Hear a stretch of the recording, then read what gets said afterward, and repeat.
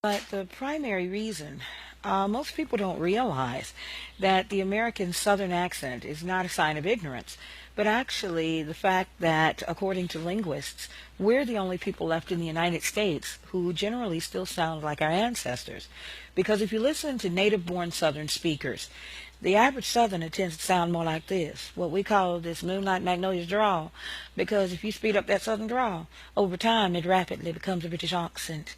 Most people don't realize that people that came here from Europe were largely from the United Kingdom. So when they got here, this was more along the lines of their speaking tones.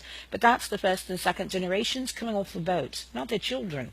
By the third and fourth generations, the kids don't quite sound like mum and dad anymore because they're starting to develop a slight elongation of the way they talk.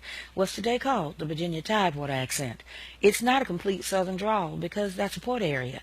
But as you go farther into the southern interior and the years progress, the accent tends to get thicker, deeper, richer. By Arkansas, Alabama, Georgia, heck yeah, you got a full-blown southern drawl. But people don't realize that in most cases in Louisiana, many of the native speakers don't sound like that.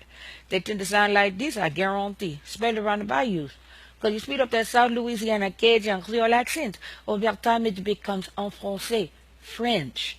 With, of course, certain exceptions in New Orleans, which tend to sound like more like New Yorkers because of the Irish and the Sicilian Italian influence. So they tend to sound a bit more like this.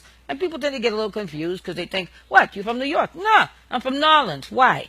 So you have to realize that at the end of the day, Southern speakers, like I said, we're not ignorant as it's often been assumed, but we simply sound like the ancestors that came here so many years ago.